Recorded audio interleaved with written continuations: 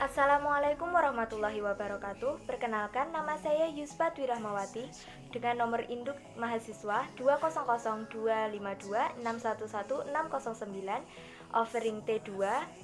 Pada mata kuliah konsep pendidikan seni ini, saya akan mempresentasikan materi tentang periodisasi perkembangan konsep pemfungsian seni di Amerika Serikat. Berdasarkan tinjauan perkembangan pendidikan seni di Amerika pada tahun 1978, konsep pendidikan seni di Amerika Serikat mengalami perubahan dari waktu ke waktu. Oleh karena itu, untuk memaparkan perkembangan tersebut, disusunlah periode-periode perkembangan konsep pemfungsian seni. Seluruh periode, meskipun di awalnya dipengaruhi oleh sejumlah negara Eropa, namun selanjutnya ditemukan konsep-konsep yang berjati diri, sehingga Amerika memang berbeda dengan Eropa. Alasannya, karena baik sistem pemerintahan dan kenegaraan serta demografi berbeda. Amerika adalah negara demokrasi yang berbentuk negara serikat dengan warga negara yang terdiri dari berbagai ras yang berasal dari berbagai suku bangsa dunia. Kini Amerika Serikat merupakan negara termaju dalam berbagai bidang, relatif lebih maju daripada Eropa. Sepantasnya kalau dijadikan acuan oleh banyak negara berkembang termasuk Indonesia. Sebagai negara serikat, setiap negara bagian di seluruh negara Amerika Serikat dapat menentukan kebijakan dalam banyak hal, termasuk kebijakan penyelenggaraan pendidikan seni, sehingga terjadi perbedaan di antara negara-negara bagian tersebut. Oleh karena itu, perkembangan konsep pendidikan seni di Amerika Serikat yang akan dipaparkan tentu tidak merupakan konsep tunggal yang berlaku di Amerika, melainkan paparan tentang gambaran umum perkembangan konsep pendidikan seni. Langsung saja kita masuk ke periodenya, yaitu periode yang pertama, periode perintisan, yaitu menggambar sebagai mata pelajaran di sekolah. Hubungan dekat antara bangsa Amerika dan bangsa-bangsa di Eropa tidak dapat disangkal, karena sebagian besar ras yang menghuni bumi Amerika Serikat adalah ras Eropa. Hubungan dekat itu terlihat juga pada perkembangan pendidikan seni. Prinsip-prinsip pendidikan seni yang digunakan di Amerika juga digunakan di Eropa. Semasa perintisan, seperti halnya di Eropa, perihal konsep pendidikan seni menjadi silang pendapat antara pakar dengan pandangan masing-masing yang berbeda-beda.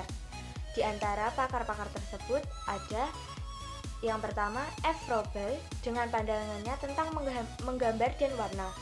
Ia katakan bahwa unsur warna dalam kegiatan menggambar sangat penting, tetapi tidak dijelaskan hubungannya dengan fungsi didik. Yang kedua ada B. Franklin. Tentang fungsi seni dikatakan bahwa seni memiliki nilai guna lebih penting daripada nilai tradisi budaya. Yang ketiga ada Sun W. B. Fowler yang lebih menaruh perhatian terhadap seni untuk pendidikan, memberikan dukungannya terhadap metode pengajaran dengan sistem monitoring yang lebih mementingkan proses interaksi lewat penalaran daripada interaksi lewat perasaan. Dari ketiga pendapat dari pakar tersebut menunjukkan bahwa peran seni yang digagas untuk menjadikan salah satu mata pelajaran tidak jelas peran yang dimainkan, apakah sebagai penularan atau sebagai pemfungsian. Dari tema pengajaran yang sering ditampilkan mempertegas ketidakjelasan itu. Tema-tema yang dimaksud antara lain 1. Seni yang digunakan di samping untuk mengenali kebutuhan-kebutuhan praktis, juga untuk mempelajari bagaimana cara melukis yang berkeindahan. Yang kedua, seni atau menggambar digunakan sebagai sarana untuk meningkatkan keterampilan menulis atau bahasa visual, serta untuk mengembangkan koordinasi mata dan tangan. Yang ketiga, seni dilibatkan ke dalam dunia industri untuk meningkatkan kualitas barang. Periode kedua yaitu periode pertumbuhan tentang pendidikan keterampilan. Pada awal tahun 1870-an, sekelompok industriawan mendesak pemerintah agar pelajaran menggambar dijadikan pelajaran wajib di sekolah. Alasan mereka mendesak pemerintah adalah Amerika perlu bersaing dengan negara-negara lain dalam hal desain produk. Untuk itu, negara perlu menyiapkan calon desainer yang handal. Untuk menunjang pelatihan apresiasi diterbitkan buku yang berjudul Telaah Lukisan. Sekitar tahun 1900, Amerika Serikat dibanjiri imigran dari daratan Eropa. Sebagian besar anak-anak imigran itu tidak menguasai bahasa Inggris, karena itu sekolah yang menampungnya tidak mewajibkan mereka mengikuti mata pelajaran menggambar ataupun apresiasi yang menggunakan bahasa Inggris sebagai pengantarnya. Sebagai gantinya, dimunculkan mata pelajaran keterampilan praktis, yaitu kerajinan tangan yang dipandang sebagai salah satu cabang seni rupa. Keberadaan mata pelajaran seni dengan isi yang meliputi pelajaran menggambar, apresiasi, dan pekerjaan tangan menimbulkan persepsi umum yang keliru bahwa mata pelajaran seni merupakan mata pelajaran keterampilan yang tidak menuntut kerja otak. Dalam implementasinya, peserta didik tidak berhasil dalam mengikuti pelajaran-pelajaran yang mensyaratkan kerja otak disalurkan ke pelajaran keterampilan. Akibatnya muncul dampak negatif berupa penghargaan yang kurang terhadap mata pelajaran seni, lalu mengklasifikasikannya sebagai inferior sementara mata pelajaran lainnya sebagai superior. Periode ketiga, periode perkembangan, yaitu pendidikan progresif. Dalam tahun 1920 muncul pandangan baru dalam pendidikan yang diikuti dengan gerakan untuk mensosialisasikannya dan disebut Asosiasi Pendidikan Progresif. Sebelum kemunculan pandangan baru itu, pendidikan seni ini berisi antara lain yang utama adalah para peserta didik atau anak-anak yang dianggap sebagai orang dewasa kecil. Artinya, dalam berkarya seni, kemampuan mereka dipandang sebagai kemampuan orang dewasa dalam ukuran kecil. Kemampuannya di bawah orang dewasa.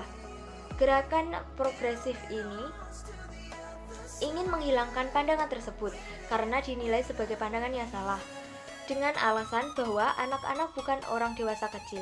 Dalam proses belajar, mereka melakukannya secara aktif, berupaya dan membuat keputusannya sendiri, sehingga hasil yang dicapai dalam kegiatan seni merupakan hasil yang maksimal dalam ukurannya sendiri, tidak dapat dibandingkan dengan hasil yang dicapai oleh orang lain, apalagi orang dewasa.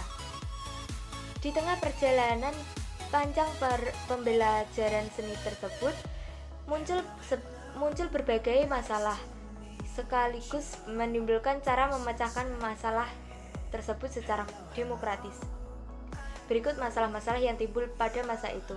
Yang pertama, masa resesi dunia atau kemerosotan ekonomi, masa imigrasi Jerman, Bauhaus, masa Perang Dunia Kedua, yaitu patriotisme, masa pasca perang, pengembangan jiwa, dan yang terakhir nomor 5, masa Perang Dingin, yaitu pengembangan kreativitas. Dan yang terakhir, periode pendidikan akademik, yaitu seni sebagai sosok pengetahuan.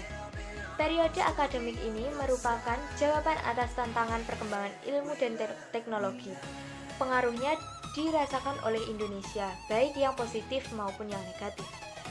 Yang pertama, tahun 1950-an, seni sebagai sarana pendidikan dan sosok ilmu. Yang kedua, tahun 1960-an, seni sebagai bagian kehidupan sosial. Para seniman dengan konsep terbukanya beramai-ramai melakukan berbagai percobaan memanfaatkan hasil perkembangan teknologi. Sejumlah bahan serta teknik baru dicoba untuk dijadikan medium serta metode berkesenian.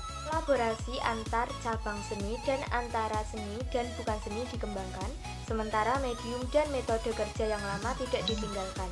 Sekian dari saya, mohon maaf jika ada kesalahan kata. Wassalamualaikum warahmatullahi wabarakatuh.